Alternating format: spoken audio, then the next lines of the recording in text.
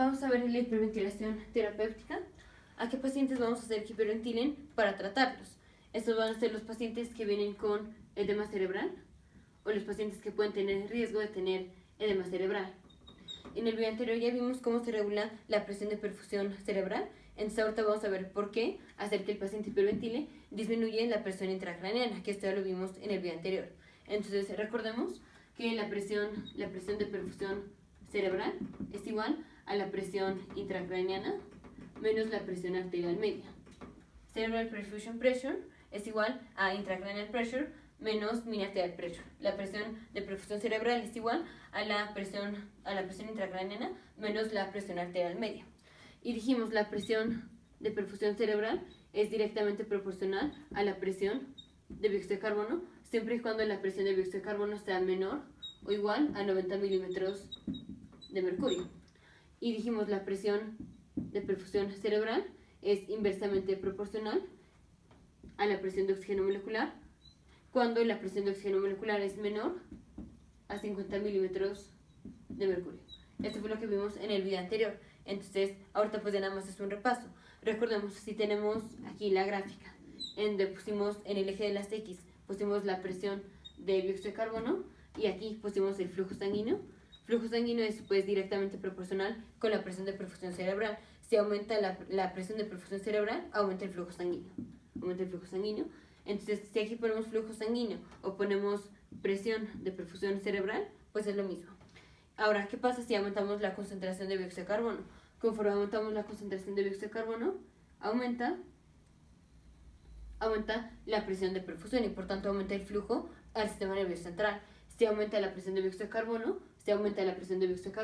aumenta la presión de perfusión cerebral, o sea, le va a llegar más sangre al sistema nervioso central. ¿Y qué pasa si tenemos más sangre en el sistema nervioso central? ¿Qué pasa con la presión intracraneana? La presión intracraneana aumenta. Entonces, si tenemos más sangre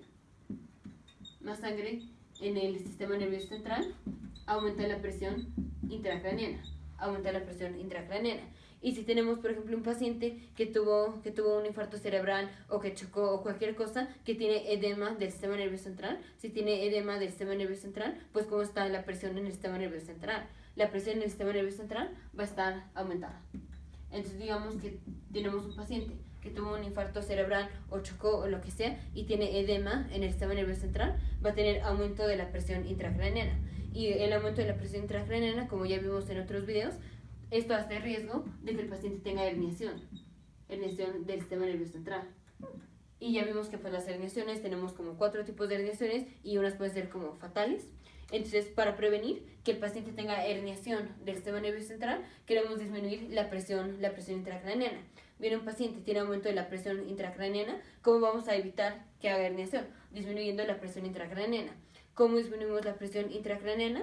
Aquí ya vimos que si tenemos más dióxido de carbono, si tenemos más presión de dióxido de carbono, entonces tenemos más sangre al sistema nervioso central. Y si tenemos más sangre, aumenta la presión intracraneana. Entonces, ¿qué es lo que vamos a hacer? Vamos a hacer lo opuesto. Vamos a hacer que disminuya la presión intracraneana, disminuyendo la sangre que le va a llegar al sistema nervioso central. ¿Y cómo disminuimos la sangre que le va a llegar al sistema nervioso central? Disminuyendo la presión de dióxido de carbono.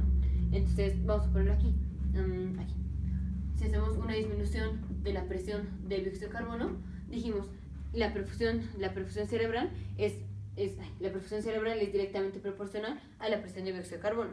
Si disminuye la presión de dióxido de carbono, disminuye el flujo sanguíneo. Entonces, si disminuye la presión de dióxido de carbono, disminuye el flujo sanguíneo. El flujo sanguíneo al sistema nervioso central. Y si disminuye el flujo sanguíneo al sistema nervioso central, tenemos menos presión intracraneana. Y si tenemos menos presión intracraneana, tenemos menos riesgo de hacer herniación. Ahora, ¿cómo disminuimos la presión de dióxido de carbono en el paciente? Esto es si el paciente hiperventila. Los pacientes que hiperventilan todo el tiempo están sacando dióxido de carbono. Si el paciente hiperventila, va a sacar dióxido de carbono. Si saca dióxido de carbono, disminuye la concentración de dióxido de carbono que tiene el paciente. Si disminuye la concentración de dióxido de carbono que tiene el paciente, disminuye el flujo sanguíneo al sistema nervioso central. Si disminuye el flujo sanguíneo al sistema nervioso central, vamos a tener menos presión intracraneana. Y es lo que queremos hacer en un paciente que viene con edema del sistema nervioso central o que viene con cualquiera que sea la causa, que hace que el paciente tenga aumento de la presión intracraneana, ya sea un infarto cerebral o edema del sistema nervioso central porque haya chocado o por cualquier cosa. Si el paciente viene con aumento de la presión intracraneana, tiene riesgo de hacer herniación del sistema nervioso central y esto puede ser fatal. ¿Cómo vamos a prevenir esto? Haciendo que el paciente hiperventile. Entonces vamos a hacer que el paciente hiperventile para que disminuya la concentración de dióxido de carbono. Si disminuye la concentración de dióxido de carbono, vamos a tener menos flujo que llega al sistema nervioso central, y si tenemos menos flujo sanguíneo, vamos a tener una disminución de la presión intracraneana y por tanto va a disminuir el riesgo de herniación. Obviamente, pues el paciente va a seguir con el aumento de la presión intracraneana, pero mucho menos que si no hubiéramos hecho que el paciente hiciera hiperventilación o que hiperventilara. Entonces, los pacientes que vienen con edema cerebral o que pueden tener edema cerebral, vamos a hacer que hiperventilen para que disminuya la presión intracraneana y no tengan riesgo de tener herniación. Ahora, ¿por qué la disminución del dióxido de carbono? Porque la disminución del dióxido de carbono disminuye el flujo sanguíneo. Entonces, vamos a verlo al revés. Porque un aumento de la presión de dióxido de carbono hace que el paciente tenga más flujo en el sistema nervioso central. Esto es, si tenemos más dióxido de carbono, se aumenta la presión de dióxido de carbono, pues el sistema nervioso central lo percibe como que no tenemos oxígeno. Entonces, ¿qué es lo que todos los órganos hacen? Cuando no tienen oxígeno, hacen vasodilatación. Entonces, un aumento de la presión de dióxido de carbono hace vasodilatación de las arterias. Y si hacemos vasodilatación de las arterias, aumenta el flujo sanguíneo. Por eso un aumento de la presión de dióxido de carbono hace que aumente el flujo sanguíneo, porque tenemos vasodilatación de las arterias del sistema nervioso central. Por eso el tratamiento es lo opuesto. Si tenemos disminución del dióxido de carbono, disminución de la presión de dióxido de carbono, hacer que esto es cuando el paciente hiperventila, entonces tenemos vasoconstricción. Si vasodilatamos las arterias cuando tenemos aumento de la presión de dióxido de carbono, vamos a constreñir las arterias, o bueno, no las vamos a vasodilatar, o sea, van a estar constreñidas cuando tenemos disminución de la presión de dióxido de carbono.